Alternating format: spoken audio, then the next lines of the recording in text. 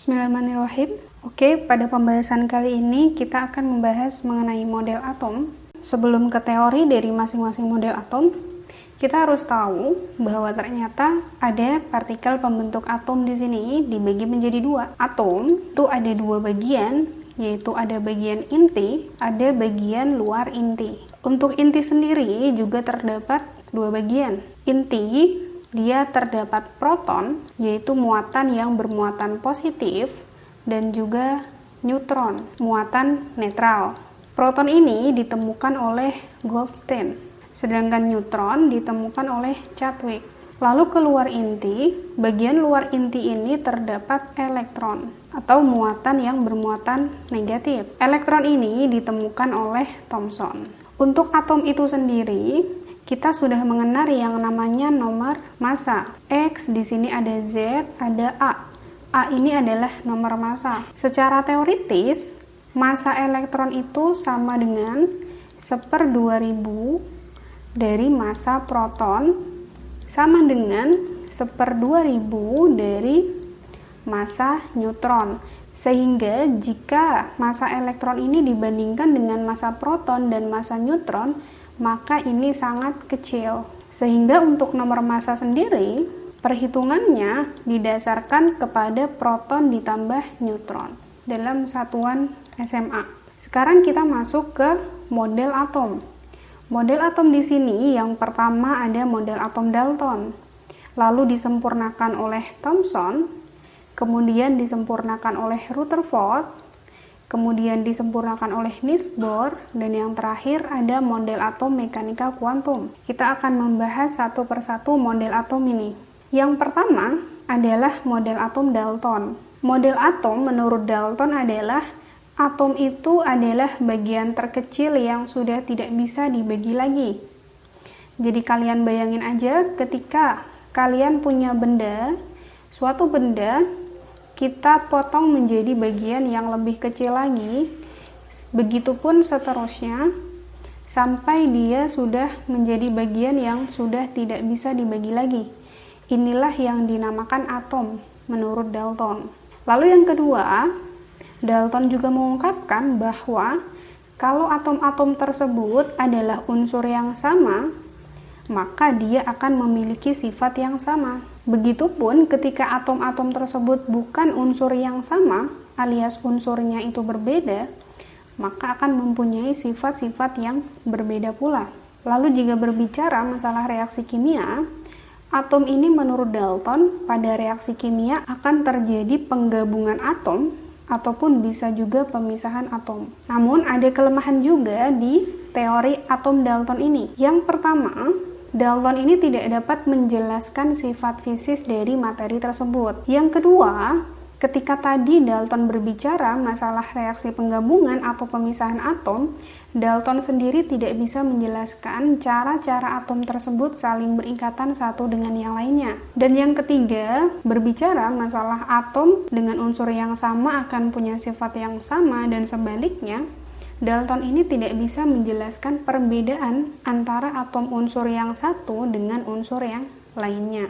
Model atom Dalton ini kemudian disempurnakan oleh Thomson. Thomson di dalam percobaannya dia menemukan partikel subatomik, yaitu partikel bermuatan negatif. Dari percobaan Thomson ini berarti Thomson membuktikan bahwa ternyata teori Dalton kurang sempurna. Ternyata bagian terkecil itu bukan atom, karena dari sini, dari percobaan Thomson, dia menemukan bahwa atom itu ada penyusun-penyusunnya. Percobaan apa yang dilakukan Thomson? Yaitu percobaan sinar katoda. Dari percobaan sinar katoda ini, didapatkan bahwa sinar katoda ini menuju muatan positif, maka sudah pasti sinar katoda ini adalah partikel bermuatan negatif. Lalu, untuk teori atom Thomson ini dikenal dengan teori roti kismis, di mana atom itu merupakan bola pejal yang bermuatan positif, lalu dikelilingi oleh kismis-kismis atau elektron-elektron yang bermuatan negatif. Secara keseluruhan, atom itu bersifat netral, berarti muatan positifnya sama dengan muatan negatif. Namun, sayangnya Thomson ini tidak dapat menjelaskan adanya inti atom, dan dia juga tidak bisa menjelaskan bagaimana susunan positif dan negatif dalam bola atom tersebut. Kemudian, model atom selanjutnya adalah Rutherford. Rutherford ini juga melakukan percobaan untuk membuktikan apakah teori Thomson itu benar adanya atau masih kurang sempurna. Jadi dia juga sama-sama melakukan percobaan, yaitu percobaan penghamburan sinar alfa. Sebuah sinar alfa ditembakkan menuju lempeng tipis logam emas di sini. Kalau seandainya teori Thomson itu benar, maka seharusnya sinar alfa yang ditembakkan menuju lempeng tipis logam emas ini, dia keseluruhannya akan diteruskan. Namun ternyata sinar alfa di sini tidak secara keseluruhan dia dapat diteruskan, melainkan ada sebagian sinar yang dihamburkan atau dibelokkan ke sini. Ada juga yang dipantulkan. Sehingga dari sini ternyata teori Thomson itu kurang sempurna. Di sini untuk Rutherford itu juga dikenal dengan teori planet tata surya. Jadi model teorinya itu seperti planet tata surya gitu ya susunannya. Di sini karena tadi tidak semua sinar alfa itu dapat diteruskan, maka Rutherford ini menyimpulkan bahwa di antara inti dan elektron tersebut terdapat ruang hampa atau ruang kosong. Yang berwarna kuning ini dia adalah ruang kosong, yaitu jarak antara inti dengan elektron-elektronnya. Lalu untuk massa atom itu sendiri terpusat pada inti atomnya. Dan ini masih sama ya dengan Thomson, keseluruhan atom itu bersifat netral. Berarti muatan positifnya sama dengan muatan negatifnya. Namun Rutherford ini juga ada kelemahan. Teori Rutherford ini juga ada kelemahan. Kelemahannya adalah Rutherford tidak dapat menjelaskan mengapa elektron tidak jatuh ke inti. Sedangkan kita tahu di sini elektron itu bergerak mengelilingi inti pada orbital-orbitalnya. Kita bisa bayangkan elektron ini muatannya negatif, sedangkan inti muatannya positif. Berdasarkan teori, ketika muatannya saling berlawanan, negatif ketemu dengan positif, maka seharusnya dia ada gaya tarik-menarik. Ketika elektron ini ingin mengelilingi inti di sini, mengelilingi inti, misal seperti ini ya, maka dia seharusnya elektron akan memancarkan energi. Untuk apa? Untuk melawan gaya tarik-menariknya ini. Karena kan dia ada gaya tarik-menarik, namun di sisi lain elektron ini harus beredar mengelilingi inti. Sehingga mau tidak mau elektron tersebut akan memancarkan energi. Berhubungan dengan memancarkan energi, seharusnya dia ada dua kemungkinan ya. Yang pertama adalah energinya habis. Maka apa yang terjadi ketika energinya habis? Seharusnya elektron ini akan jatuh ke inti. Namun kenyataannya sampai saat ini kita tidak pernah menemukan bahwa elektron jatuh ke inti ya. Yang kedua, ketika memancarkan energi seharusnya di sini menghasilkan spektrum kontinu. Spektrum kontinu seperti spektrum cahaya ataupun pelangi gitu ya. Jadi dia akan menghasilkan spektrum warna yang lengkap. Namun pada kenyataannya ternyata yang dihasilkan adalah spektrum diskontinu. Ya artinya cuma ada beberapa warna yang muncul. Sehingga dari sini itu kan tidak sesuai dengan teori ya. Sehingga Rutherford belum bisa menjelaskan kenapa nih elektron tidak jatuh ke inti jika dia memancarkan energi. Lalu dari teori atom Rutherford ini disempurnakan oleh Bohr. Terdapat postulat Bohr di sini bahwa elektron itu mengelilingi inti pada tingkat energi tertentu. Kita tahu di sini bahwa di sini ada inti lalu ada kulit KLMN, yaitu kulit pertama, kedua, ketiga, dan keempat. Bohr ini mengungkapkan bahwa masing-masing kulit ini memiliki energinya masing-masing. Semakin jauh dari inti, maka dia akan memiliki energi yang semakin besar. Semakin dekat ke inti, maka energi yang dia punya akan semakin kecil.